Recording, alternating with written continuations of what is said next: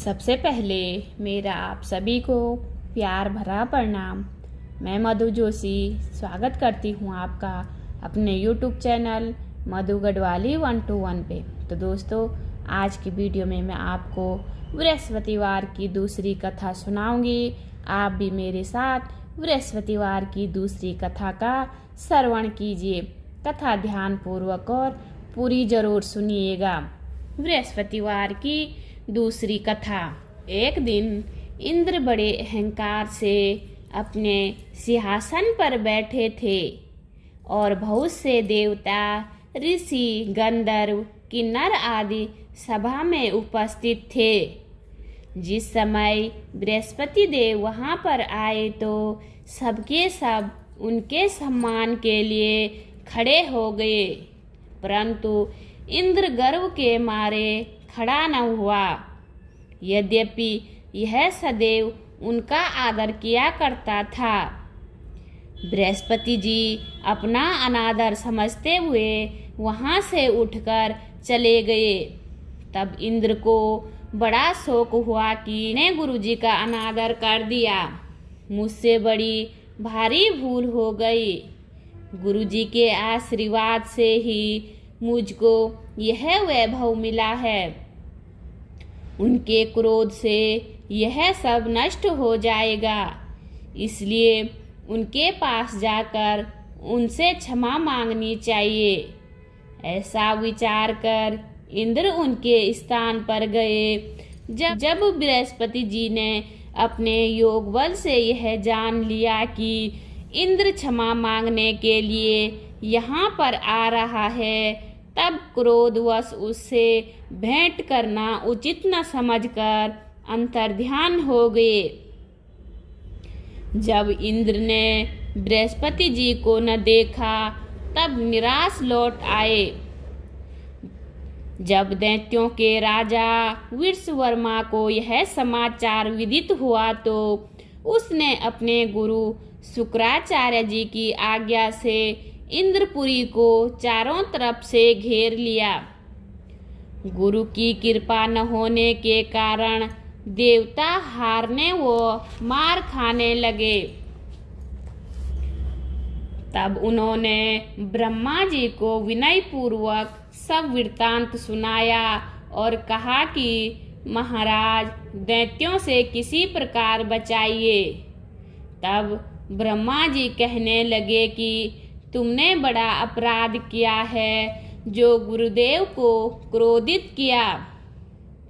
अब तुम्हारा कल्याण इसी में हो सकता है कि त्वष्टा ब्राह्मण का पुत्र विश्वरूप बड़ा तपस्वी और ज्ञानी है, उसे अपना पुरोहित बनाओ तो तुम्हारा कल्याण हो सकता है।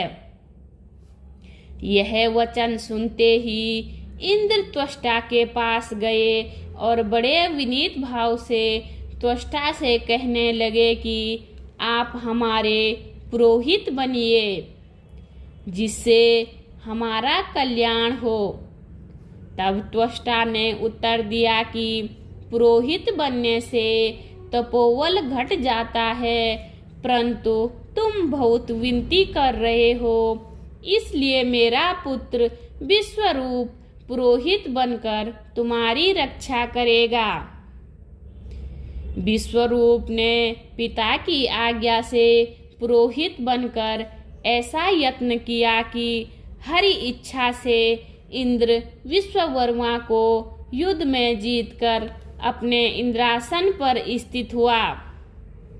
विश्वरूप के 3 मुख थे। एक मुख से वह सोमपली लता का रस निकाल पीते थे, दूसरे मुख से वह मदिरा पीते और तीसरे मुख से अनादि भोजन करते थे। इंद्र ने कुछ दिनों उपरांत कहा कि मैं आपकी कृपा से यज्ञ करना चाहता हूँ। जब विश्वरूप के आज्ञानुसार यज्ञ प्रारंभ हो गया, तब एक दैत्य ने विश्वरूप से कहा कि तुम्हारी माता दैत्य की कन्या है, इस कारण हमारे कल्याण के निमित्त एक आहुति दैत्यों के नाम पर भी दे दिया करो तो अति उत्तम बात है। विश्वरूप उस दैत्य का कहा मानकर आहुति देते समय दैत्य का नाम धीरे से रहने लगा। इसी कारण यज्ञ करने से देवताओं का तेज नहीं बढ़ा। इंद्र ने यह वृत्तांत जानने ही क्रोधित होकर विश्वरूप के 3 सिर काट डाले। मद्यपान करने वाले से भंवरा, सोमपली पीने वाले से कबूतर और अन्न खाने वाले मुख से तीतर बन गया।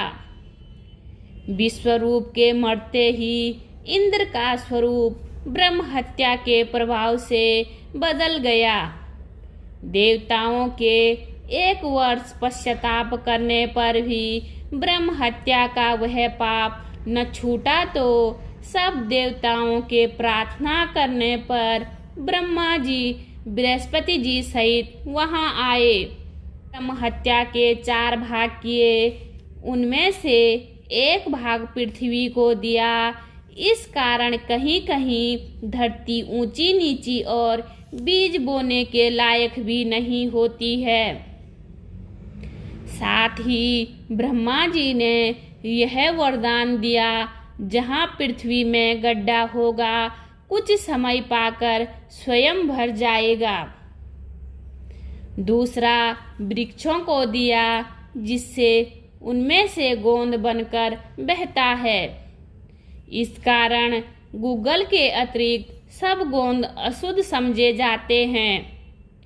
वृक्षों को यह वरदान दिया कि ऊपर से सूख जाने पर जड़ फिर फूट जाती है। तीसरा भाग स्त्रियों को दिया। इसी कारण स्त्रियां हर महीने रजस्वला होकर पहले दिन चांडालिनी, दूसरे दिन ब्रह्मघातनी, तीसरे दिन धोबिन के समान रहकर चौथे दिन शुद्ध होती है और संतान प्राप्ति का उनको वरदान दिया। चौथा भाग जल को दिया, जिससे फैन और शिवाल आदि जल के ऊपर आ जाते हैं। जल को यह वरदान मिला कि जिस चीज में डाला जाएगा वह बोझ में बढ़ जाएगा। इस प्रकार इंद्र को ब्रह्म हत्या के पाप से मुक्त किया।